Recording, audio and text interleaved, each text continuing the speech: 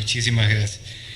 La segunda semana de la educación, Fundación Santillana centra su atención en el análisis de las políticas y prácticas de nuestro sistema educativo, que a la luz de los resultados de la evaluación PISA demuestran un bajo rendimiento escolar. Esta condición tiene consecuencias tanto para las personas como para los países, ya que cuando una gran proporción de estudiantes carece de habilidades básicas, el crecimiento de un país se ve amenazado.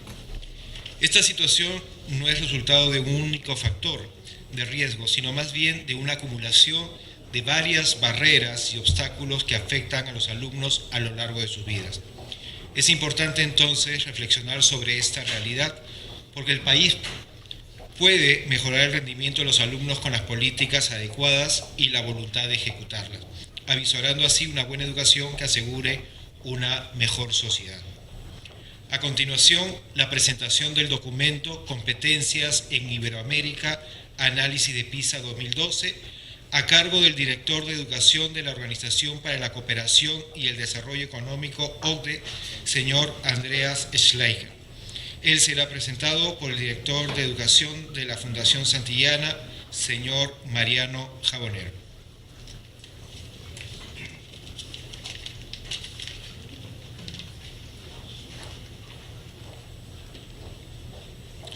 Buenos días a todos y a todas. Buenos días, directora general. Buenos días al presidente y vicepresidente de la Fundación Santillana y buenos días a Andreas. Hacer una presentación de Andreas Schleicher es sencillo y complicado, pero yo quiero empezar citando una frase suya del editorial del documento que hoy presenta, que yo creo que define un poco la intención, no solo de este documento, sino también del trabajo que Andreas ha desarrollado durante años en la OCDE en el área de educación. Dice Andreas que empleo, riqueza y bienestar depende de las competencias, lo que las personas saben y de lo que pueden hacer con ello. Es una frase concreta, concisa y además profundamente humanística, porque al final el núcleo y el protagonismo son de las personas. Y las personas, digamos, en una perspectiva de futuro, desarrollo y de mejora. No exagero si digo que Andreas Schleicher ha sido el autor de todo y el artífice de todo un gran proyecto educativo en la OCDE. En la OCDE, su trabajo durante tiempo ha dado lugar a que sea este organismo una referencia mundial en materia educativa y que lo sea a través de grandes proyectos como son y ha sido y sigue siendo todavía PISA y más recientemente PIAC. Andreas puso en marcha un gran proyecto, un proyecto que en este momento es un referente mundial de evaluación y de mejora educativa. En ese gran proyecto ha tenido siempre nuestra cercanía y nuestra cierta complicidad. La Fundación Santillana, de hace mucho tiempo, ha venido colaborando, apoyando ese esfuerzo en la medida que era un esfuerzo que tenía como objetivo la mejora de las condiciones de vida de los hombres y de las mujeres. Esa complicidad con la Fundación Santillana se tradujo en incluso un convenio recientemente firmado en el cual establecimos una colaboración estable, sistemática y creo que de gran interés y productiva. Un compromiso que se formalizó en ese convenio y en la colaboración anterior y en la que va a seguir, que tiene, digamos, dos elementos a través de los cuales nuestra complicidad se va a hacer efectiva a favor y con la OCDE. La primera complicidad es con la educación. Con la educación, como decía al principio, por la frase suya, porque la educación supone la riqueza de las naciones, supone el bienestar de las personas y supone más y mejores oportunidades de empleo para todos. Y en segundo lugar, y muy importante, un gran compromiso con América Latina. La Fundación Santillana es una fundación fundamentalmente y fuertemente iberoamericana y ahí creo que la alianza con OCDE y el trabajo de Andreas y el esfuerzo que hagamos de difundir y hacer llegar a todos los ciudadanos ese trabajo creo que es fundamental. Y más en un tema y una línea de estrategia que supone una apuesta de la OCDE muy fuerte por América Latina, una región en la cual las competencias tienen que mejorar para generar mejores condiciones de empleo y de bienestar para todos. Muchas gracias, Andreas, por tu generosidad de siempre y adelante, tienes tu palabra. Muchas gracias. Gracias. Quiero comenzar con mi presentación en inglés, pero yo creo que pueden seguir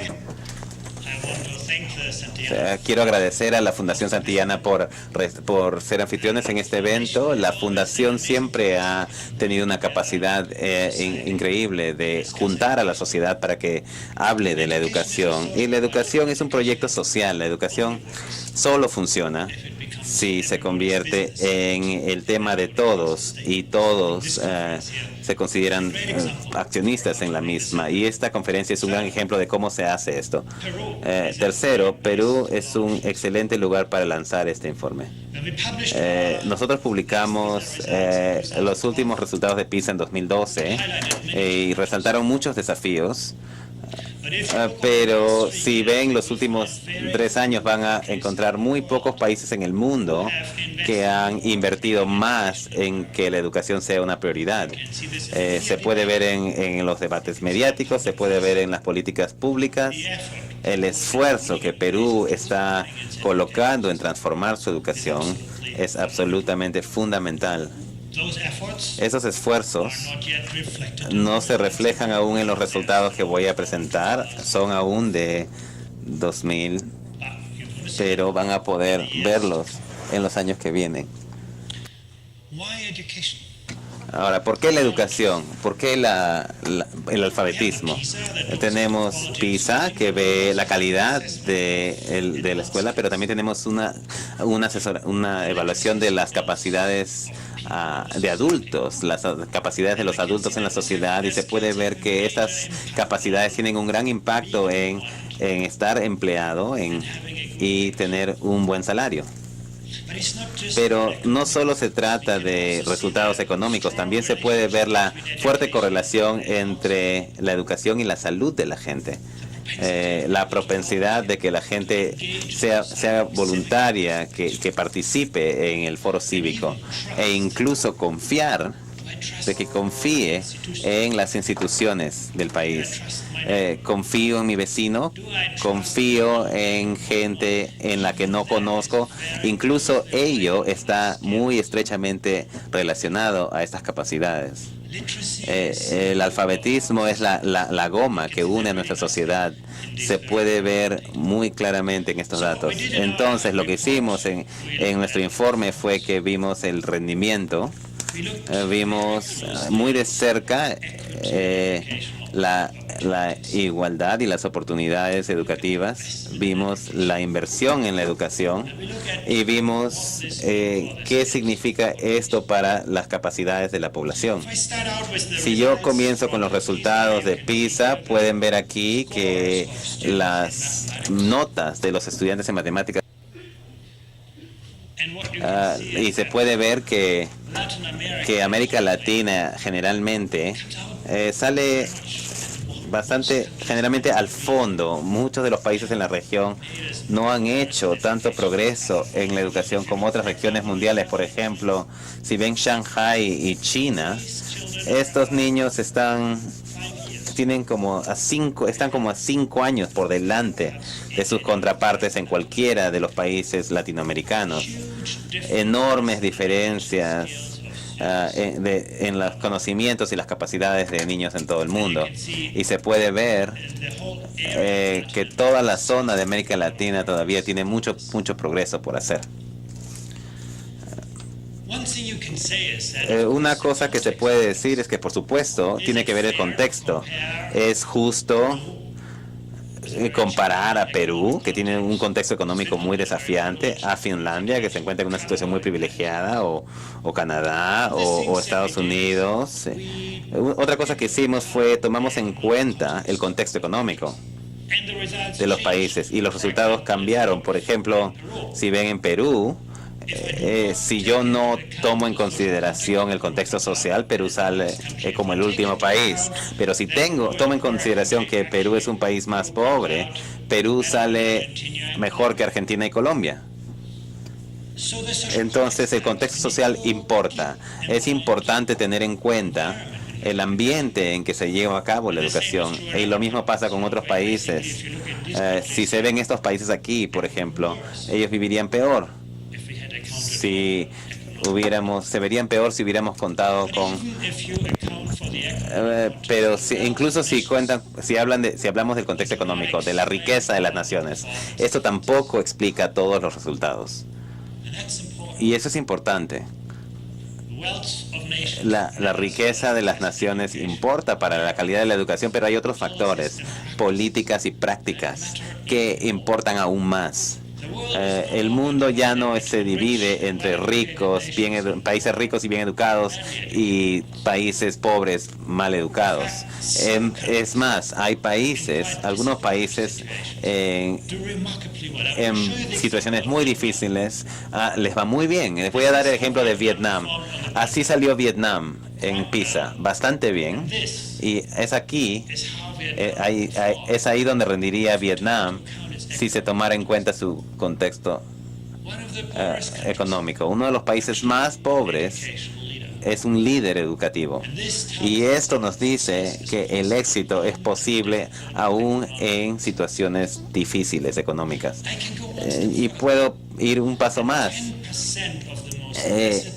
El 10% de los niños con mayor desventaja en Shanghai, China, y vienen de familias muy pobres, no tienen residencia, son muy pobres, padres trabajan en construcción, viven en algún tipo de chacra.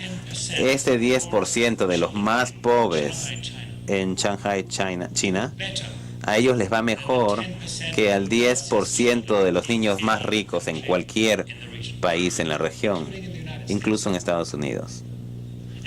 Y esto nos dice que la pobreza no es un destino, no es el hado, es el esfuerzo, es la actitud correcta. En el contexto de mayor desventaja se pueden lograr mejores resultados, y es justamente en esto en lo que consiste el estudio de PISA. El estudio de PISA no trata de rankear a los países ni ver listas de países. Consiste en averiguar qué podemos hacer para mejorar la educación en contextos difíciles. Hemos examinado el rendimiento de lo que llamamos niveles de rendimiento, niveles de capacidad, qué es lo que los estudiantes pueden hacer. Y si están en la zona roja, los de más allá del nivel 1, son estudiantes que ni siquiera han logrado las competencias más fundamentales. Leer un texto sencillo, formar una ecuación sencilla, matemática. Esos estudiantes no han adquirido las herramientas para utilizar la lectura o la matemática para aprender. Por otro lado, aquellos niños aquí tienen por lo menos los cimientos. Pero se puede ver que hay en muchos países en la región una mayoría de niños que no han construido cimientos suficientes para poder avanzar por sí solos en sus capacidades. Y eso es muy importante porque en algún momento van a salir del colegio. Y la prueba es si han adquirido suficientes capacidades y conocimientos para poder avanzar por sí solos. Y si uno se encuentra en la zona roja de esta gráfica, los estudiantes no han adquirido esos cimientos. Y así que construir esos cimientos es de suma importancia. También hemos visto que tener esos cimientos es un predictor muy importante para el éxito en general. Aquí pueden ver en el eje horizontal la nota promedio en la prueba de PISA, y en el vertical la cantidad de estudiantes que estaban anteriormente en la zona roja. Y se puede ver que están muy relacionados estos dos conceptos. Uno solo puede salir mejor en la prueba de PISA si uno ya ha dominado los fundamentos. Es algo muy importante, un hallazgo muy importante de ese tipo de evaluación internacional es que construir los cimientos es de suma importancia. La buena noticia es que hemos visto mejoras importantes en los últimos años. Quiero demostrarles el ejemplo de Brasil y México. Es aquí donde Brasil estaba en el pasado. Brasil se encontraba aquí en 2009 y luego miren dónde Brasil está en 2012, o México, de aquí a allá. Hay muy buenos ejemplos en la región que han visto importantes mejoras en la calidad de los resultados de aprendizaje en el último año. El cambio es posible con las políticas correctas y las prácticas correctas. Ahora, ¿por qué es importante esto? Porque hay esta enorme prima económica. El sistema educacional de hoy es la economía del mañana. Hemos tratado de estimar las ganancias económicas de las mejoras, la rentabilidad de la mejora educativa. Si países como Perú mejoraran sus resultados educativos para que cada estudiante salga por lo menos con los cimientos, las ganancias serían equivalentes a 6 veces el tamaño de la economía de Perú hoy. Solo asegurándose de que cada estudiante salga del colegio con los cimientos básicos, ganarían 6 veces el tamaño entero de su economía hoy. Lo cual quiere decir que el costo económico de tener bajos fondos educativos es muy alto. Si solamente se meten a los niños al colegio, porque hay muchos niños que todavía no están en el colegio, pero con solo meterlos al colegio no se gana tanto. Pero si uno mete a todos los niños al colegio y se logra por lo menos un nivel 2 en la prueba de PISA, estamos hablando de 12 veces el tamaño de la economía de Perú. Es un potencial enorme en las capacidades de la gente. Mucha gente ve países como Perú como un país que es rico en recursos naturales, ¿no? Que puede generar riqueza de desenterrar recursos. Pero el potencial en las mentes de la gente es muchas veces mayor que el potencial que uno puede encontrar en el suelo. En los países de mayores ingresos se gana menos, y en otros países desarrollados se gana menos. Y eso es normal porque ya tienen alumnos ya en niveles desarrollados. Pero la clave de ese éxito es equipar a la gente, equipar a los niños con estas capacidades. Ahora, ¿qué vemos? Vemos niños sin los cimientos que se quedan atrás. Estos niños, básicamente, a estos niños les cuesta mucho acceder al mercado, encontrar empleo, pero también las condiciones sociales están estrechamente relacionadas a la educación. No solamente los resultados económicos, pero también los contextos sociales. Ahora, ¿qué se puede hacer al respecto? Lo primero que se les puede pensar es el dinero, ¿no? Inyectar más dinero en el sistema educativo. Y es más, en países aquí se puede ver la relación con el dinero es bastante fuerte. Si uno invierte más en educación en el Perú, uno puede lograr una mejora. Y al principio de la escala era así, pero conforme se fue avanzando a países aquí, Portugal, España, el dinero ya no es una garantía. Y conforme van yendo hacia los países ricos, el dinero por sí solo no va a lograr el éxito. El dinero es necesario para el éxito en la educación, la inversión, pero no es suficiente. Cuando uno examina algunos de los sistemas educativos de mayor rendimiento, a menudo no gastan mucho en educación, pero gastan de una manera muy sabia su dinero. Cuando estos países tienen que escoger entre un mejor profesor o una clase más pequeña, le dan la prioridad a la calidad de la educación. La calidad de la educación nunca puede ser mejor que la calidad de los profesores. Entonces, eso se ve en esos países. Ahora, de nuevo, en el caso de Perú, Jordania, Somalia, Uruguay, se puede decir que el dinero es muy importante para el éxito, ¿no? La correlación entre el dinero y los resultados es alta, pero conforme uno se vuelve más rico, uno tiene que pensar más allá de las inversiones económicas. Uno también tiene que pensar en cómo uno puede atraer a los profesores más talentosos. Recientemente visité Shanghai, y una de las cosas que hacen bien es que ellos también se aseguran de tener los mejores profesores que les enseñan, pueden lograr acompañar a los estudiantes en las mayores dificultades. que los mejores directores vayan a los colegios más pésimos. Si uno es el mejor director de un colegio élite y uno dice, de repente soy el mejor profesor de un colegio en Shanghai y quiero ser director, el sistema educativo va a decir, es una gran ambición, pero primero ayúdanos a mejorar uno de estos colegios que están rindiendo pobremente en las zonas en desventaja. Si eres un profesor, tienen 4 etapas en la carrera de profesor. Si uno quiere pasar a la siguiente, el sistema educativo les va a decir, es una ambición muy importante, pero por favor, trabaja con nosotros, con esos estudiantes en mayor desventaja. Toda carrera obliga a pasar a través de los niños en desventaja. Entonces, el talento de los profesores en Palma con los desafíos de la clase no solo se trata de más dinero, sino en invertir el dinero de manera sabia. Aquí tenemos otra manera de ver la educación y esta es básicamente la cobertura. ¿Cuántos niños de 15 años están en el colegio para empezar?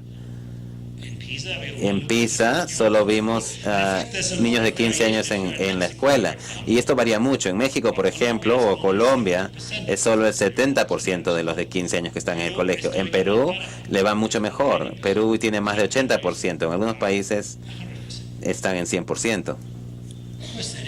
Por supuesto, eso es importante, que participen en la educación. Es un requisito para mejoras en aprendizaje y se puede ver que hay mucha variabilidad en la región, en muchos países. De nuevo, si uno va a México, donde tiene 1/3 de los estudiantes casi a los 15 años que ya no se benefician de ningún tipo de educación. También vemos que esto está estrechamente vinculado al trasfondo social. Increíblemente, esto es cierto para todos los países en la región. Si uno proviene del 20% menor, la cobertura es solo 40%, pero si uno viene de una familia rica, 90%. Vemos en Perú el mismo patrón. Y la mayor parte de América Latina, la riqueza familiar es un gran predictor de la capacidad de uno de beneficiarse del colegio. Eso no se ve en Vietnam. Eso no se ve en China. Los niños de todo tipo de trasfondos sociales tienen acceso al colegio, pero se ve que esa relación sigue siendo bastante importante. También se ve esto en la educación temprana. Si uno quiere construir cimientos fuertes, uno tiene que empezar temprano, invirtiendo en la educación de los niños pequeños. Y de nuevo se puede ver que para niños de familias adineradas, esto se ve muy bien. Todos tienen acceso a educación temprana, a cuidados. Pero los niños de las familias pobres a menudo son excluidos. Y es justamente los niños de las familias pobres que más necesitan esto. Si uno proviene de una familia rica, en la vida uno tiene muchas oportunidades. Todas las puertas estarán abiertas. Las puertas de los mejores colegios, las mejores universidades, las puertas de los mejores trabajos. Pero si uno proviene de una familia pobre, el colegio es la única oportunidad que uno tiene en la vida. Uno no va a obtener una segunda oportunidad. Es la única carta, el único naipe que uno va a recibir, pero el sistema actualmente trabaja en contra de uno. Este sistema actual le da las mejores oportunidades a los que menos las necesitan y les dan las menores oportunidades a aquellos que las necesitan más. Si uno viene de una familia pobre, la educación temprana es particularmente importante porque puede compensar por el ambiente educativo en la casa. Hay mucha tarea que tenemos por hacer y estos datos exponen esto. La buena noticia es que generalmente ha habido progreso y en la mayor parte de la región se puede ver de 2003, 2004, 2009. La valla esta barra está más larga, hay más gente que va al colegio. Eso es lo que vamos entendiendo de estos resultados, que básicamente la educación sí está dando más acceso, pero sí se ve que muchas personas se quedan fuera de esas comparaciones. Otra manera de ver esto es hacia ¿A qué grado se empalma el que la gente esté en el colegio con el éxito? Y se puede ver en la barra azul que hay muchos niños de 15 años que deberían haber avanzado más. Han sido retrasados por el sistema educativo. El verde es donde deberían estar. Entonces, hay muchos niños que en el sistema educativo donde el sistema educativo los ha retrasado, más bien pidiéndoles que repitan el grado. Así que este es el cuadro que vemos solamente porque de repente a veces entraron tarde a veces al colegio. Entonces, pero hay muchas razones, pero hay que enfrentar este tema. Esto también nos muestra la prevalencia de la repetición de grado. Y les enseño algunos países donde esa tasa es muy baja. Si uno va a Malasia, no existe la repetición de grados. Tailandia, Eslovenia, Corea. Pero si vemos en los países iberoamericanos, la repetición es muy popular, repetir grado. Muchos estudiantes son obligados a hacer un año más. Es muy conveniente para los profesores. Uno puede decirse, bueno, no logré resolver el problema este año, que otro lo haga el año siguiente. Es muy conveniente para los profesores que los estudiantes repitan un año. Pero no se asocia con mejoras en rendimiento para los estudiantes. Los niños que repiten un año básicamente no aprenden nada en el año adicional, conforme nuestros resultados del estudio de PISA. Hacen lo mismo de nuevo sin ningún tipo de resultado adicional. Es más, se ve que los niños que repiten un año escolar a menudo son niños de trasfondos culturales en desventaja. No tuvieron apoyo en la primera ronda y no lo van a recibir en la segunda ronda. Repetir año también es muy costoso, porque esos niños se graduarán un año después. Van a tener un año menos en su vida para contribuir a la sociedad, para aportar a la economía. Y aún sigue sucediendo para muchos países, para un tercio o más de la población. Y hay una gran diferencia si ven algunos de los mejores países en temas de rendimiento en las comparaciones de PISA. Ellos no permiten que los estudiantes repitan el año. Usan el dinero que hubiera costado si esos estudiantes repetían para apoyar mejor a esos estudiantes antes. Si uno es profesor en Shanghai, China, uno solamente enseña de 12 a 15 horas a la semana, pero se pasa 8 horas ayudando a grupos pequeños de estudiantes individuales para que se mantengan al ritmo, para que no queden atrás. Son parte del proceso de que ellos sean parte del sistema educativo. Es una enorme cantidad de inversión en ayudar a los estudiantes que están atrasados a que tengan éxito, y es por ello que el 10% de los más en desventaja en Shanghai van mejor que el 10% más privilegiado en muchos países. Es una enorme inversión por los estudiantes, por los profesores, por el sistema para no dejar a los estudiantes atrás. Ahora, Finlandia, un sistema educativo también muy exitoso, el 30% del tiempo de instrucción se entrega fuera del salón, por el colegio, para invertir en el talento de los estudiantes en desventaja. Ahora, este es un enorme desafío para la región que lo resalta este estudio. Es más, muy pocos países en el mundo, aparte de Sudamérica, tienen esos altos niveles de repetición de año.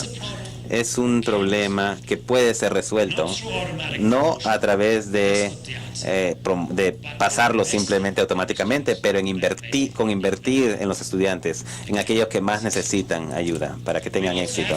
También tenemos datos básicamente que demuestran quién está repitiendo, y esto es muy importante. Por ejemplo, para los resultados para Perú o Chile, si uno proviene de un trasfondo privilegiado, repetir año no hay problema, pero si uno proviene de un trasfondo pobre, hay un muy alto riesgo de que uno va a terminar repitiendo el año. Entonces, los niños de trasfondos en desventaja son doblemente penalizados. Tienen una familia pobre y el sistema educativo les genera esta carga adicional. E incluso en España, quiero destacar esto porque Chile y Perú se puede decir, ok, bueno, son países en circunstancias económicas difíciles, los colegios no tienen suficientes recursos, pero se ven los resultados en España. Si uno proviene de un trasfondo pobre, el riesgo de repetir grado es aún mayor en España que en Perú. Lo que les estoy diciendo aquí es que esto no trata de riqueza o dinero, esto es políticas y se pueden cambiar ese tipo de cuadros. También tenemos, básicamente hemos visto el rendimiento matemático una vez que uno compensa por la repetición de grado, donde uno estadísticamente incluye esto y solamente ve los estudiantes que no repiten, y se puede ver la brecha en rendimiento que se está volviendo más angosta, pero no se va. Y solamente es parte de la ecuación. Yo creo que es algo muy importante que hay que examinar en este caso en este tipo de datos. La calidad y la igualdad. En el eje vertical les muestro el rendimiento de los países y en el horizontal el impacto que el trasfondo social tiene sobre la educación. Siempre quieren estar aquí en esta cuadrante donde el rendimiento es bueno y los estudiantes de todos los trasfondos sociales tienen éxito. Aquí están los países con grandes desafíos, donde los resultados de rendimiento no son muy fuertes y el impacto del trasfondo social es muy fuerte. El único país en América Latina que ha escapado a esta tendencia es México. México tiene bajo rendimiento, pero no está tan vinculada a lo social. Y Chile, por ejemplo, es mucho más rico que México, pero se ve que es menos rico, pero socialmente está más diversificado. Hay mucho trabajo por hacer en brindar oportunidades iguales a los estudiantes de diversos trasfondos sociales. Esta es otra manera de expresar lo mismo. Hemos visto un incremento en el riesgo de los estudiantes de que tengan un bajo rendimiento dependiendo del trasfondo social, y vemos que en algunos países ese riesgo es muy alto. Básicamente, si uno examina Perú, uno vería básicamente que el riesgo de tener bajo rendimiento es 17 veces más alto si uno proviene de una familia pobre. Este es un factor importante. El incremento en el riesgo está muy relacionado al trasfondo social. Una vez que uno compensa por otros factores, aún sigue mucho mayor el riesgo que en otras partes de la región. Y esto demuestra el impacto relativo que ser desventajado tiene. Pero la buena noticia es que un país como Perú ha hecho mucha reforma en los últimos años que estos datos no capturan, que ayudan a los estudiantes con dificultades para invertir en los mismos. Entonces, al futuro los resultados probablemente serán mejor, pero las reflexiones que tenemos de 2012 muestran que este es un desafío fundamental, de nuevo, para muchos países en la región y para algunos países bastante adinerados. El más alto no es Perú, sino Irlanda, un país con relativamente bastantes recursos en Europa. Pero si uno proviene de una familia pobre en Irlanda, uno va a ser altamente penalizado por las oportunidades educativas. Diferencias de género. Generalmente vemos este patrón donde a las niñas les va mejor en lectura y a los niños les va mejor en matemática y en ciencia. La imagen es bastante mixta y ese patrón es sorprendentemente estable en todos los países. Esa es la ventaja de niñas en Perú, en matemática, pero en la mayoría de los países el patrón es bastante similar. Nuestros sistemas educativos no son muy buenos en darles a los chicos un buen fundamento en lectura y no son muy buenos en darles a las niñas buenos cimientos en matemática. Nuestros datos demuestran algo más, incluso que esas diferencias a menudo son reflejadas en las actitudes y expectativas de las niñas y los niños. Es muy interesante que, por ejemplo, cuando les preguntamos a las niñas sobre las oportunidades que la matemática les abrirá, muchas niñas dicen, bueno, sabes que la matemática es un tema de colegio, lo hago porque lo necesito para pasar mi examen, pero las chicas no veían la importancia de las oportunidades que les abre la matemática.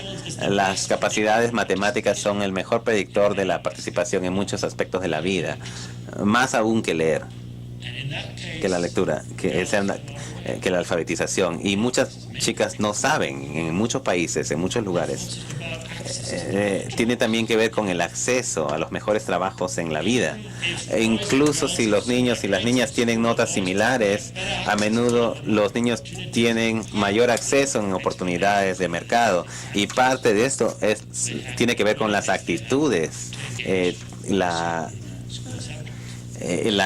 manera que tienen de abordar ciertos temas del colegio. Entonces, si saca un promedio, se puede ver que los niños y las niñas tienen rendimientos no similares, pero sí hay definitivamente, y se pueden ver diferencias de género claramente visibles. Pero también hay países que han tenido mucho éxito en este tema. En el norte de Europa, las diferencias de género son muy pequeñas. En el este de Asia, las diferencias de género son muy pequeñas, lo cual nos dice que esto no trata de género, que tiene que ver mucho con la educación. Una vez les preguntaron a los estudiantes, ¿qué te hace tener éxito en la matemática? Y cuando le hicimos esa pregunta a estudiantes en Perú, América Latina, la mayor parte de los estudiantes nos decía, el éxito en las matemáticas tiene que ver con el talento. Si yo tengo este gen de la matemática, si tengo gen de la matemática, me va bien, si no, tengo que estudiar otra cosa. Entonces, básicamente, los estudiantes en la región le atribuyen el éxito de las matemáticas a cosas que no pueden controlar, al talento con el que nacieron. Si uno les hace la misma pregunta a un estudiante en Singapur o China, 9 de 10 estudiantes dicen, si yo estudio muy duro, yo confío en que mi profesor me va a ayudar y voy a tener éxito. Entonces, estos estudiantes ven la razón de su éxito en ellos mismos y saben que si trabajan duro, el sistema educativo los va a apoyar. No los va a rastrear, no los va a rankear, no los va a hacer repetir, sino más bien invertir en ellos, y han interiorizado el hecho de que la educación trata de esfuerzo y trabajo duro, no del lugar a donde yo estudio. Es muy interesante que uno puede ver esas actitudes reflejadas en las mentes, en la manera de pensar de estos niños. Y otra cosa también, vimos a lo que hacen los padres con los niños. Y el hecho de que los padres les piden a sus estudiantes todos los días, ¿qué tal el colegio? Esa simple pregunta hecha por los padres tuvo un impacto mayor en el rendimiento de los estudiantes en PISA que el ingreso de la familia. El demostrarles a los niños que lo que ellos hacen en el colegio le importa a uno, que es importante para uno como padre, tuvo mayor impacto en los rendimientos que tener un gran ingreso familiar. El valor de la educación es una parte muy importante, se puede ver también en los patrones de género y en los patrones de rendimiento generales. La repetición de grados, uno puede ver también aquí cómo esto explica un poco el rendimiento, pero no voy a entrar mucho detalle de eso. Se puede ver aquí básicamente que los niños son más propensos a repetir un año en verde, pero las diferencias no son tan grandes. Mayormente tiene que ver con el hecho de que las niñas tienden a ser mejores en enfrentar la desventaja social. Si uno es de una familia pobre y es niña, es más probable que les vaya mejor que si uno es de una familia pobre y es hombre. No sé por qué sucede esto, pero esto refleja en los datos y esto se refleja en las políticas. Estas cosas se ven muy claro. Esto es de nuevo la correlación, la relación entre el trasfondo social y aprendizaje, y esto se puede ver cómo esto varía. En el caso de Corea, y eso es bastante importante porque la gente no se puede entender, pero en Corea no hay correlación alguna entre la calidad del aprendizaje y entre el resultado del aprendizaje y el trasfondo socioeconómico. Entonces, no hay correlación alguna, y esto es posible. Corea antes tenía el desarrollo económico de Afganistán, mucho menos que Perú, pero ha hecho enormes inversiones en educación y ha utilizado la educación como la palanca para la mejora económica, y ahora es el sistema educativo, uno de los sistemas educativos más exitosos del mundo, y donde no hay ninguna correlación entre el trasfondo social y la educación. Eso nos demuestra lo que es posible, pero como saben, esos temas se ven en Europa también. Francia es un país donde el trasfondo social tiene tanto efecto sobre el éxito de los niños que en el caso de Perú.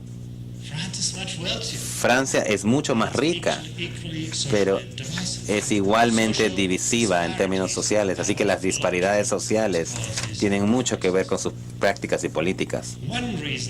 Un motivo tiene que ver con la calidad de los recursos. Y esta gráfica es interesante porque si vemos el punto redondo ahí, nos dice dónde si los colegios privilegiados o sin privilegios tienen acceso a más profesores. Cuando uno está básicamente aquí, cuando los puntos se encuentran en la parte inferior, uno básicamente puede ver cómo los colegios privilegiados tienen más profesores, y cuando están para la parte de arriba es cuando se puede ver que los colegios en desventaja tienen más profesores. Y lo que se puede ver básicamente es que en muchos países los colegios de mayores recursos no tienen muchos más profesores. Pero cuando se ve estas barras, se ve la proporción de profesores calificados y se ve muy diferente. Cuando se ve la cuota de profesores calificados, se ve claramente que los colegios en desventaja también tienen una desventaja en términos de la calidad de los profesores. Quizás reciban más profesores. Hay muchos gobiernos en la región y en el mundo que les están dando a estos colegios más recursos, más profesores, pero no les están dando los mejores profesores, los profesores más calificados. Y una de las cosas que hemos aprendido de PISA es que no tiene que ver con la cantidad de profesores, es la calidad de los profesores. La calidad de los profesores tiene un mayor impacto en resultados de aprendizaje que el tamaño de la clase. Y de nuevo, eso es algo que podemos aprender particularmente de los países en Asia Oriental, que son muy buenos en darles los mejores profesores a los colegios en mayor desventaja. De nuevo, los profesores de alta calidad tienen mucho mayor impacto sobre los niños en desventaja que en los países privilegiados. Lo que se ve entonces es muchos países, y Costa Rica es un buen ejemplo, han hecho enormes esfuerzos para darle a los colegios en desventaja mayores profesores, pero cuando se ve la calidad de los profesores más talentosos no se encuentran en los salones más desafiados, y eso nos dice que la cantidad es necesaria, pero la calidad es lo que marca la diferencia, y es mucho más importante cumplir con ese requisito, y sigue siendo un desafío. Perú está bastante bien en esto. Se puede ver que la barra va hacia abajo. Se puede decir, un esfuerzo de que la calidad se vincule al resultado, pero podría ser mayor de lo que se ve en esta gráfica.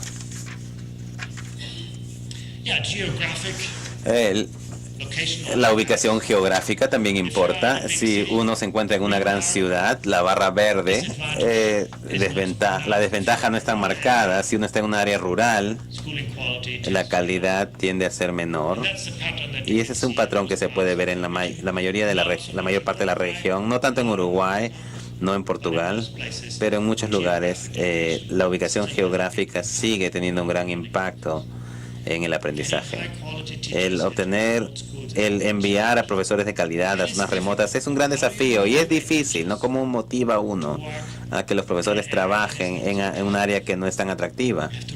Uno tiene que trabajar muy duro en esto, pero como se ve en muchas partes de la región, hay mucho trabajo para que esto suceda. Similarmente, también vemos lo que llamamos un alto número de segregación social. Si uno es un niño en desventaja, uno es más probable que se encuentre con otros niños en desventaja. Entonces uno tiene el desafío de venir de una familia pobre, pero también tiene un desafío adicional de estar junto a otros niños en desventaja.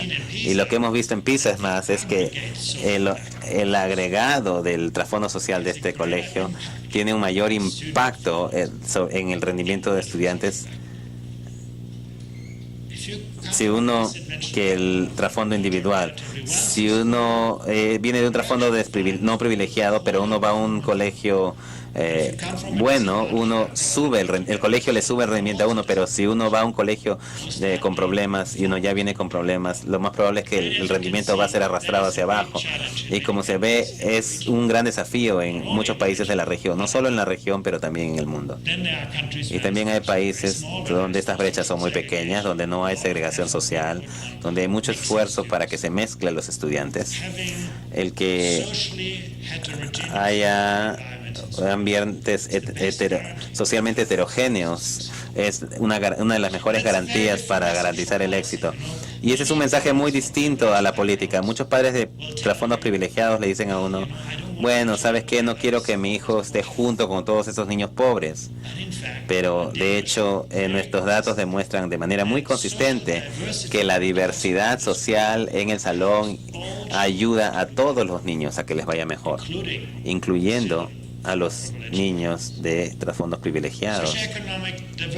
La diversidad socioeconómica, la diversidad en habilidades es la mejor manera de apalancar estos resultados. La estratificación, la selección típicamente llevan a mayor variabilidad entre colegios. El país más exitoso en este sistema, esta comparación, es Finlandia. En Finlandia, solo el 5% de la variabilidad en rendimiento entre estudiantes era entre colegios. Cada colegio es un éxito, porque el sistema ha hecho tanto esfuerzo de que todos los estudiantes rindan a altos niveles. En parte, esto proviene de los colegios privados y públicos. Aquí vimos también quién participa en los colegios públicos. Y se ve Perú, por ejemplo, si uno viene de un trasfondo no privilegiado, más del 90% de los niños se encuentran en colegios públicos. Si uno proviene de un trasfondo adinerado, es más o menos la mitad. Y ese es un patrón bastante típico de la mayoría de los países latinoamericanos, que la línea divisoria, los colegios públicos y privados, es la línea divisoria entre familias ricas o pobres. Y esto es de nuevo lo que contribuye a la segregación social que se ve en muchos países. El ejemplo más extremo es Chile, donde básicamente si uno viene de una familia de dinero, básicamente todos los niños van a colegios privados. Si uno proviene de un trasfondo en desventaja, la mayoría va a colegios públicos. Chile es un sistema educativo altamente segregado y no le va bien. La segregación nunca funciona en temas de rendimiento. Es una gran lección que hemos extraído, que los países, mi país también es afectado. Yo vengo de Alemania, en todo lugar se ve que la segregación social es bastante arraigada, pero aquí se puede ver que la línea divisoria es entre públicas y privadas. En la mayor parte de la región divide a los colegios ricos y los pobres. Algunos países han tratado de hacer esto con incentivos. Por ejemplo, Chile ahora está colocando recursos adicionales a los colegios privados que están apoyando a niños en desventaja. Se pueden hacer ciertas cosas como gobierno, pero es difícil, es un fenómeno bastante pronunciado en la región. Ahora, ¿el colegio privado lleva mejores resultados? Hemos medido esto y de hecho en toda la región básicamente se puede decir que el colegio privado tiene una ventaja importante en rendimiento. Es la diferencia entre colegios públicos y privados que vemos en la prueba de PISA, y se ve que en países como en Perú sería básicamente 2 años escolares. Si uno es un niño de 15 años en un colegio privado, uno está 2 años por delante de uno público. Pero esa es una manera muy superficial de ver esto. Quiero enseñarles por qué. Si yo tomo en cuenta el trasfondo social del estudiante, la brecha es menor. Y si tomo en cuenta el trasfondo social del colegio, desaparece totalmente la brecha. Perú es un buen ejemplo. Una vez que uno toma en cuenta el trasfondo social de los estudiantes, los colegios privados y públicos tienen exactamente el mismo resultado. Si yo no tomo en cuenta el trasfondo social, los colegios privados parecen ser mucho mejores. Pero la verdad es que en realidad la mayor parte de la ventaja que tienen los colegios privados es simplemente que reciben niños de trasfondos más ricos que también tienen mejores recursos en sus casas. Y eso es cierto para muchos países, para la mayor parte de los países. Es más, hay casos muy interesantes. Si uno ve los resultados de Vietnam, si uno toma en cuenta el trasfondo social, uno está mucho mejor en un colegio público que uno privado. Y los colegios públicos, en el caso de Vietnam, ofrecen una educación superior. Entonces, esa es una de las explicaciones por las cuales la región no ha visto tanto beneficio, no ha percibido tanto beneficio de invertir en la educación privada, porque esto ha llevado a la segregación de los estudiantes sin necesariamente entregar una calidad superior en el aprendizaje. La tarea, otro factor donde vemos que la tarea es consistentemente relacionada a mejores resultados. A los estudiantes no les gusta la tarea, a las familias no les gusta la tarea, pero de hecho es un predictor importante de mejores resultados. Darles a los estudiantes trabajo en las casas, y esto funciona en la mayor parte de los países. Y funciona en la mayor parte de los trasfondos culturales, ¿no? Yo hago esto antes de tomar en cuenta el trasfondo cultural y sale la misma imagen. La tarea ayuda a estudiantes de todas las clases a tener éxito en la educación.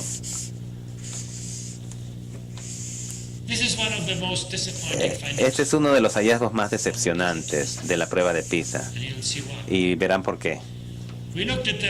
Analizamos la relación entre la intensidad del uso digital en los colegios y los resultados de aprendizaje de los niños, de los estudiantes. Y lo que vimos es que, de hecho, si uno utiliza las tecnologías, si uno no utiliza tecnología para nada, a los estudiantes no les va bien. Si uno la usa un poco, a los estudiantes les va mejor, pero si uno utiliza mucha tecnología en las clases, los resultados empeoran. Esto es muy difícil de entender. ¿Por qué sucede esto? La tecnología tiene enorme potencial para la educación. La tecnología puede hacer que la mejor enseñanza esté disponible para todos los estudiantes, no solo aquellas que tienen los mejores profesores. La tecnología puede habilitar las mejores pedagogías, darles a los resultados a los profesores muchos mejores recursos. Hay un enorme potencial en el uso de la tecnología en el salón. Pero la realidad es esta. La realidad es que la tecnología actualmente hace más daño que bien en los salones. Tenemos que entender esto, analizarlo. Parte de la respuesta es que no estamos apalancando los tipos de pedagogías que necesitaríamos para poder utilizar la tecnología de manera adecuada. Uno de los hallazgos que hemos logrado es que la tecnología puede amplificar la buena enseñanza. Si uno tiene un buen profesor, la tecnología hace que este profesor sea mejor, pero la tecnología no reemplaza la mala enseñanza. Si los estudiantes están sentados en la clase y solamente copian y pegan cosas del internet, les va a ir peor que si se les enseña de una manera muy tradicional. Necesitamos saber utilizar la tecnología mejor, de manera más efectiva en el salón. Ponerles laptops y tablets en el salón sin invertir en la calidad de los profesores no va a dar mucho beneficio. Y eso no solo Perú, esto pasa en toda parte del mundo. Solo hay 2 países que han escapado de esta tendencia, Singapur y Australia. Esos 2 países han comenzado a lograr utilizar la tecnología de manera sólida en el salón y han visto mejoras.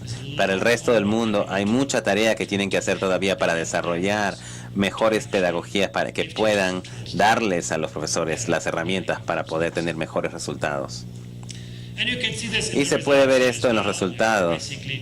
Si el uso también en casa de las computadoras, si los estudiantes dicen que si el estudiante usa la computadora en casa, tiene un efecto positivo. Si en los colegios tiene marginal o resultados hasta negativos.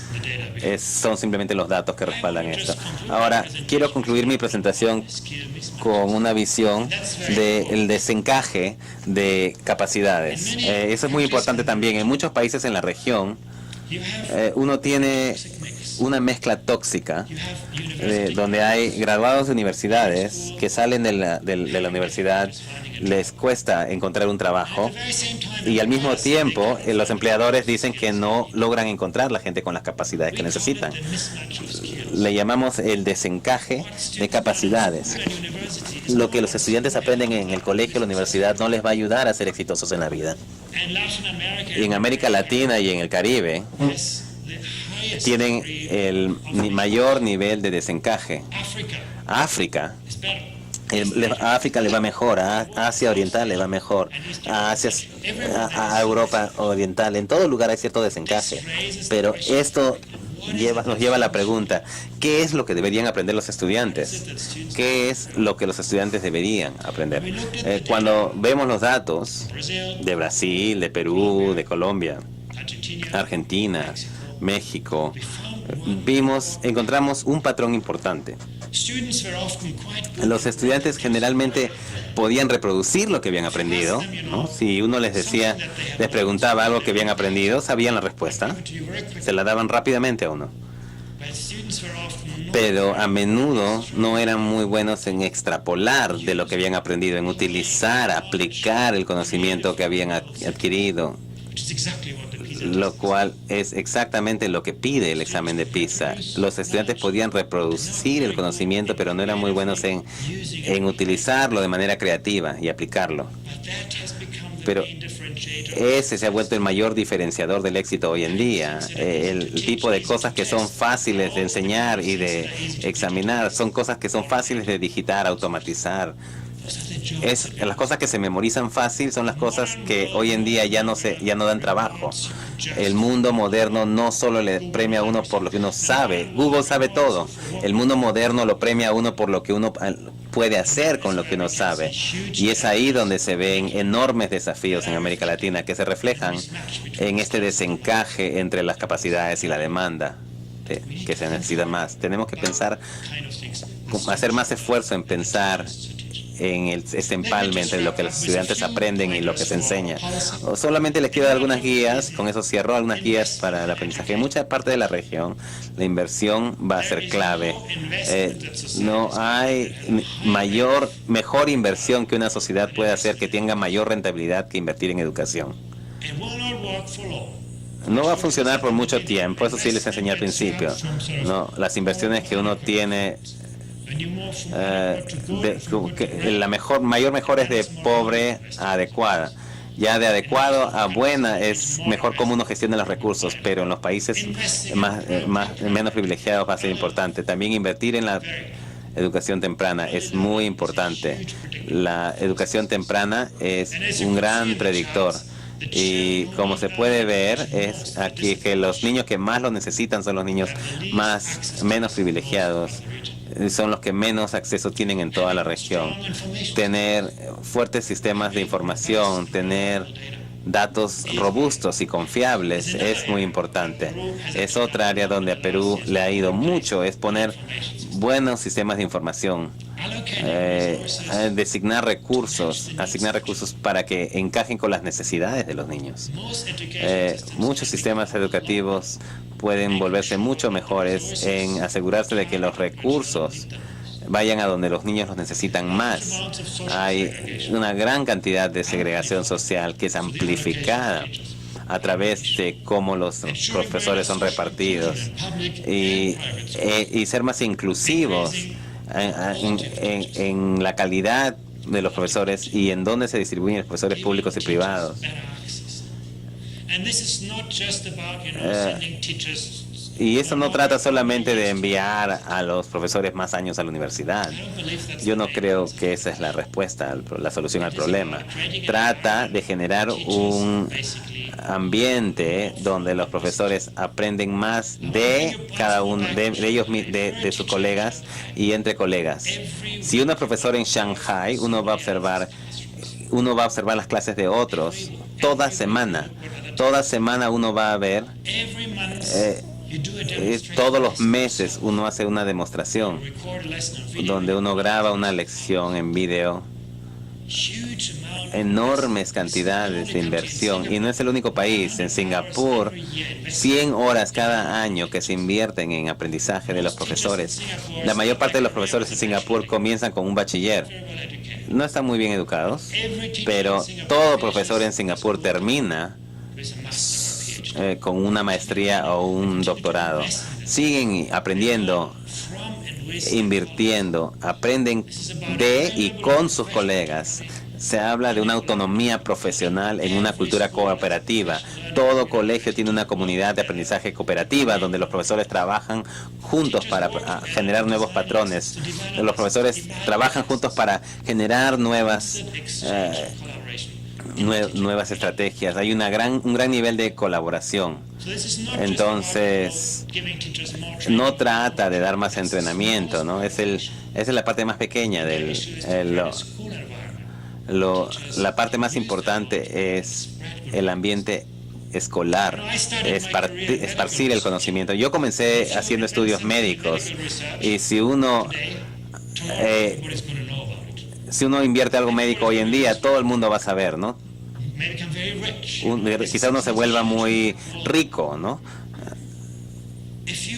Pero si uno inventa algo muy bueno como profesor en el salón, quizá ni siquiera el director del colegio lo va a saber.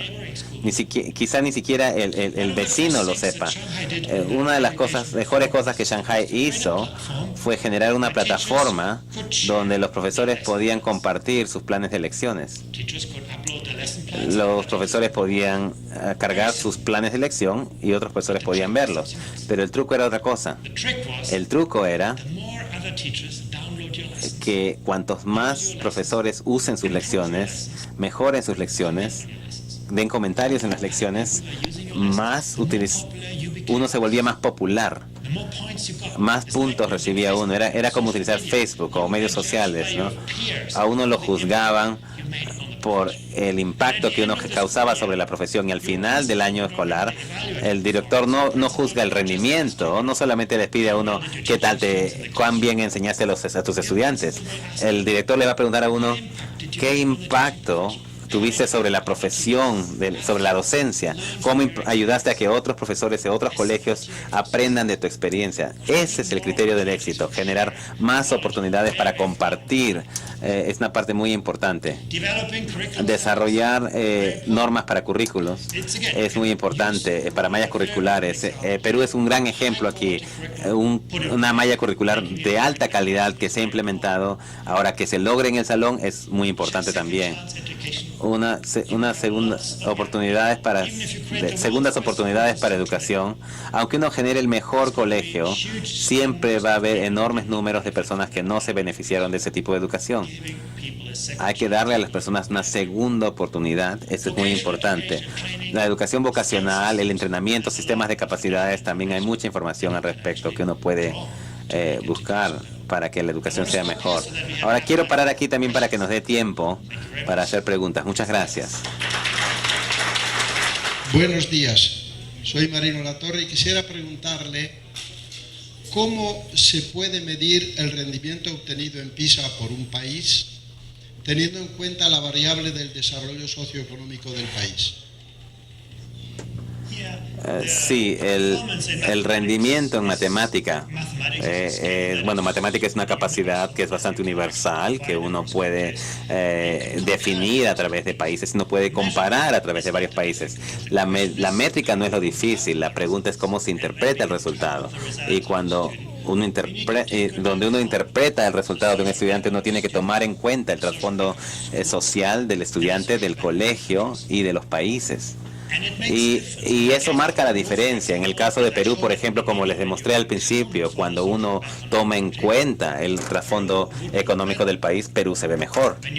Cuando uno toma en cuenta el trasfondo social del colegio, un colegio en desventaja, se ve mejor. Cuando uno toma en cuenta el trasfondo económico del estudiante, se ve mejor el estudiante, pero no elimina totalmente el requisito de rendimiento en los países. Como dije al principio, los estudiantes de trasfondos socioeconómicos similares salen muy diferente en la prueba PISA. Entonces, el trasfondo social es parte de la explicación de las diferencias entre estudiantes y países, pero no tanto como uno pensaría. Explica menos de un tercio de las diferencias en rendimiento que observamos en la prueba de PISA. Buenos días. Muchas gracias, profesor. En algunos países de América Latina, y es el caso de Perú, se han desarrollado iniciativas de creación de escuelas, colegios públicos de excelencia.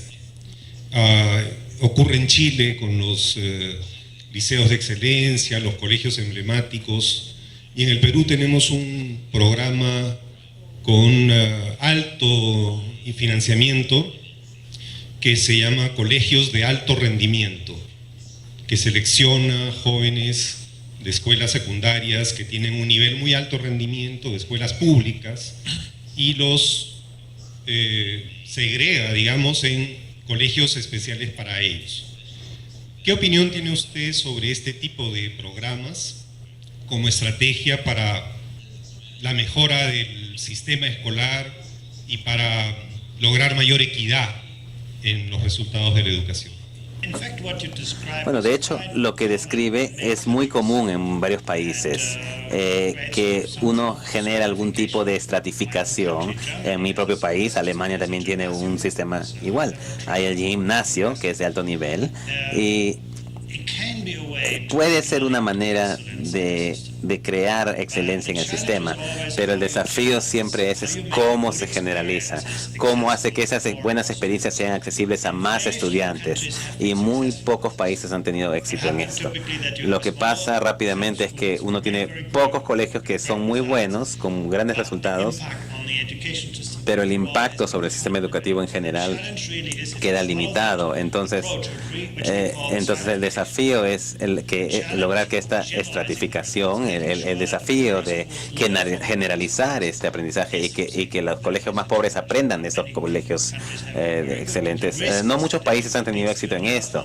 El riesgo puede ser de que lleve a un otro sistema de segregación, de estratificación, donde estos colegios tengan mayores resultados y los colegios en desventaja se queden sin recursos. No es que yo no apoye esto, puede ser una estrategia muy útil y puede generar excelencia en el sistema, pero uno tiene que tener mucho cuidado sobre cómo uno generaliza y cuidar el impacto sistémico. Al final es el total que cuenta.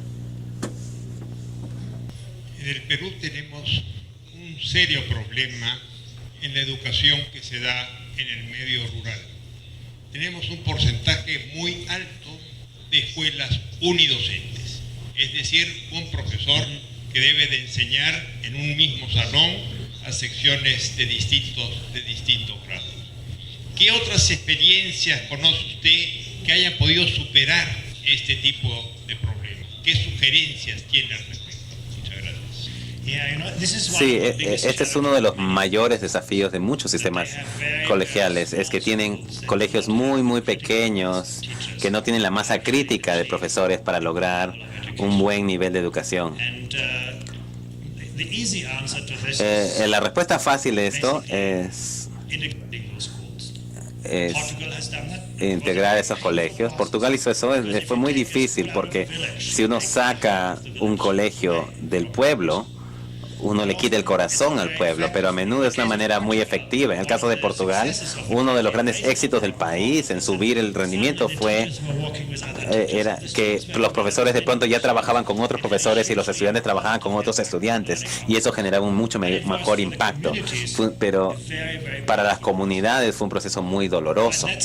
Pero es básicamente colegios muy pequeños tienen muy pocas posibilidades de tener éxito. Si uno quiere mantenerlos, uno tiene que conectarlos. La tecnología es algo muy bueno, una manera de conectar colegios que estén muy remotos. Eso hace Australia muy bien. Australia hace eso muy bien. Geográficamente es un país muy disperso y utilizan mucha tecnología para que los estudiantes tengan más experiencias con otros profesores, que no solo sea ese profesor en ese colegio. Pero es un proceso difícil.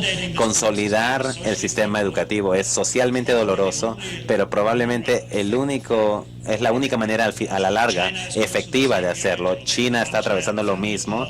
Tienen la política de un niño por familia. Entonces se estaba reduciendo la población y tuvieron que consolidar sus colegios. Vietnam.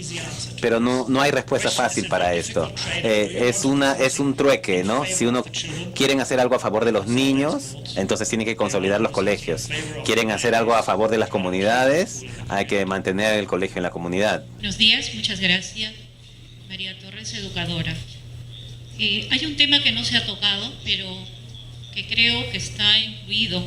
Es el tema justamente de la inclusión de alumnos con algunas discapacidades, que ya están en los colegios desde hace 4 años, al menos las políticas así han sido decididas, pero no conocemos los resultados.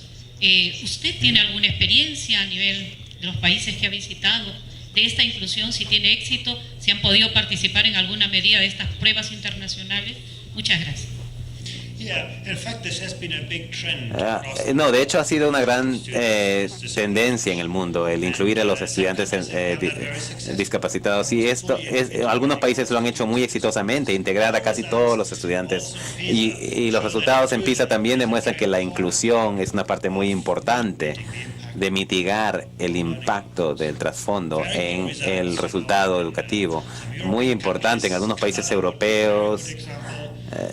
Es difícil. Canadá es un gran ejemplo. Requiere mucho entrenamiento del profesor. No es fácil poner simplemente a un alumno. O sea, la inclusión es fácil gestionar, pero hay que invertir mucho en las capacidades del profesor para que el profesor tenga un mejor entendimiento de cómo aprende el alumno, cómo aprende de manera diferente. El que se desarrolle esa capacidad en el profesorado es lo difícil. Yo puedo decir que en general es un desarrollo de política muy importante y uno donde se ven muchos éxitos. Para Perú, los resultados aún no son visibles porque lo que les enseñé es 2012. En la siguiente evaluación quizá puedan ver los primeros frutos de esa iniciativa. Interesante la exposición. Yo quisiera hacerle una pregunta. Con ocasión de una evaluación latinoamericana, no PISA, vi videos que en algún país los alumnos que daban esa evaluación se sentían un poco ya como representantes de la selección nacional. Incluso tenían su polo que decía tal prueba, los aplaudían al entrar al aula, con lo cual yo imagino que tenían un adiestramiento especial o por lo menos una motivación especial, porque los resultados de PISA en muchos casos pueden ocasionar terremotos políticos o cuestionamientos políticos en un país. Me acuerdo que la publicación de los primeros resultados de PISA en el Perú ocasionaron que se declarara el sistema educativo en emergencia, ¿no? Claro, una declaración un poco lírica y no se pudo hacer gran cosa, pero políticamente fue un impacto. La pregunta es, ¿pueden ustedes manejar o impedir que haya algún tipo de adiestramiento en la selección o en la muestra de alumnos que dan las pruebas? Sí, de hecho, este es un tema con el que lidiamos. Hemos invertido enormes recursos considerables en asegurarnos de que los colegios, de que los alumnos no sean preparados. Es más, se escogen los colegios al azar a último minuto y nosotros no le informamos al colegio de que va a haber una prueba. Entonces no hay mucho tiempo para el entrenamiento, pero sí hay que prestar atención a eso. Eso es algo que en todo tipo de evaluación tiene que ser abierta y justa y confidencial. Y yo creo que en ese sentido PISA siempre le ha puesto mucho esfuerzo y tenemos estrictas medidas administrativas. Yo sí siento mucha confianza en que el resultado va a ser exacto. Si uno hace una prueba universal en el país, ahí el problema es mucho mayor. Pero una prueba de muestreo aleatorio es mucho más segura porque el colegio no tiene manera de saber de que va a ser parte de la plataforma. Yes, hello. My name is Klaus Lüttinger. Hola, me llamo Klaus Lüttinger, vengo de Finlandia. Gracias por la presentación, fue muy interesante, tienen hallazgos muy excelentes. Me interesa mucho algo que pensaba mientras usted presentaba. Aquellos países como Corea o por ejemplo Singapur y Shanghai tienen diferentes sistemas de otros países, por ejemplo Finlandia, donde solamente hay colegios públicos y los estudiantes solo pasan 4 horas en el colegio aproximadamente y tienen 50 minutos de tarea, 15 minutos de tarea. Si uno compara eso con Corea y Shanghai, tienen 8 horas de colegio y luego el colegio 6 días y de repente van a colegio privado luego del colegio público. Entonces el estudio toma en consideración el hecho de que los estudiantes pasan menos tiempo o más tiempo que otros niños en otros países. Sí, es una pregunta que se nos hace a menudo.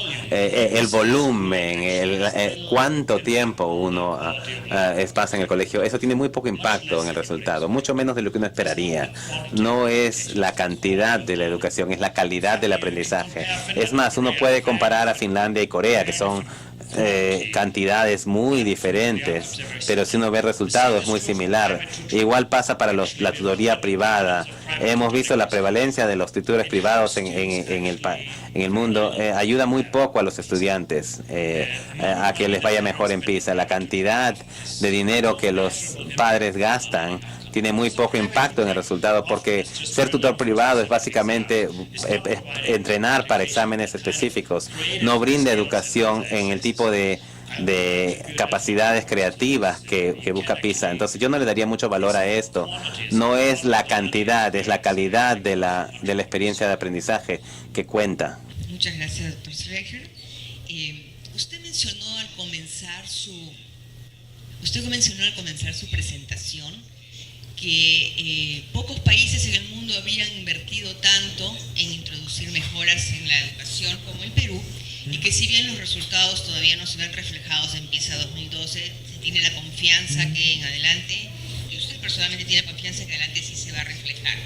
Efectivamente creo y concuerdo con que se han hecho muchas cosas muy interesantes, muy prometedoras, sobre todo que hay un compromiso con evaluar sus impactos para ver si realmente funcionan en la elección de vida. Sin embargo, hay una cosa que no trató y otra que sí ha tratado extensamente y que no sé de qué medida tiene usted evidencia de que efectivamente se están atendiendo adecuadamente. Una es este énfasis en la necesidad de la inclusión, de la no segregación, para asegurar mejores aprendizajes para todos, para los más débiles y para los más fuertes, para los más pobres y para los menos pobres, para los más capaces y los que parecen no tener tantas capacidades o no tener la oportunidad de desarrollarlas. No sé si usted ha tenido oportunidad, y probablemente sí va a tener oportunidad en el resto de su estadía, para conversar con autoridades sobre qué se está haciendo en este país para asegurar una disminución de la segregación que de hecho existe en nuestro sistema educativo y que podría poner en peligro esa mejora que usted cree que va a venir de todas maneras.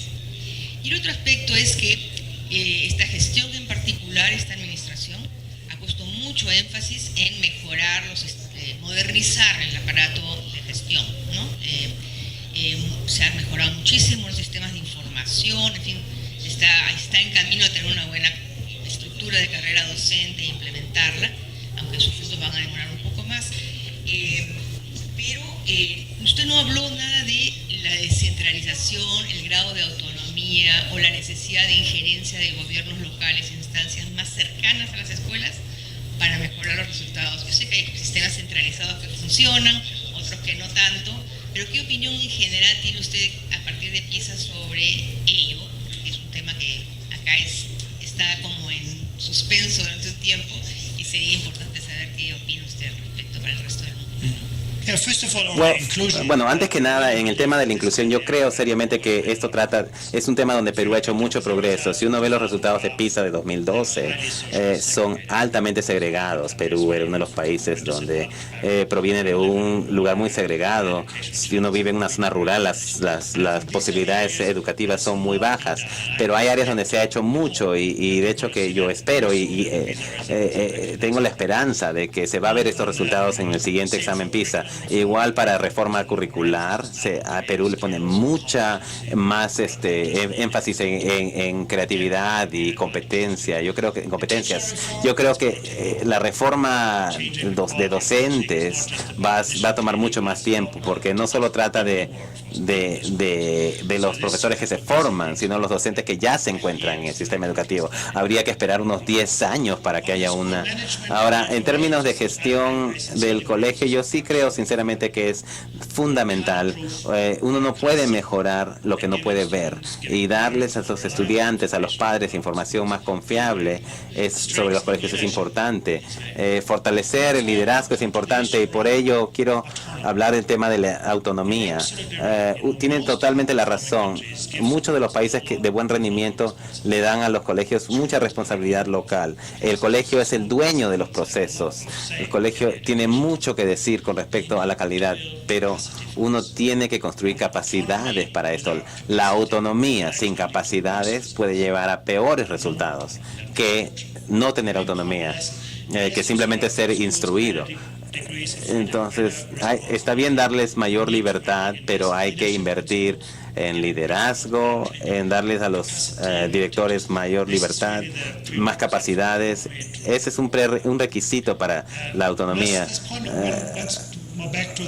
Ahora, regresando al tema de la inclusión, un país en la región al que le ha ido muy bien es Brasil.